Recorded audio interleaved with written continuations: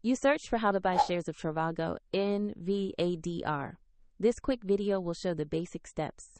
Trivago is a travel metasearch company, and the ADR trades on NASDAQ under the ticker TRVG. And this content is educational, not financial advice. To buy shares, you need a broker account. I'll use eToro as an example to demonstrate the process. After signing up, you must verify your account, usually by uploading an ID, and you will also need to add funds before purchasing. Use the broker's search bar and type the ticker TRVG to locate the listing. Select the result that matches Trivago NV-ADR to open its page.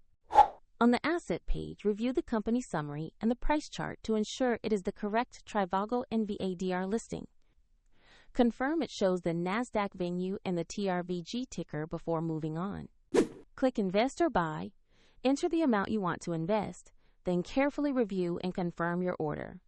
If the market is closed, the order may execute when trading reopens, and the platform will request you to add funds if your balance is insufficient before confirming. After the trade, your position will appear in your portfolio so you can monitor it. Soft CTA. Find the eToro link in the description if you want to follow the same steps.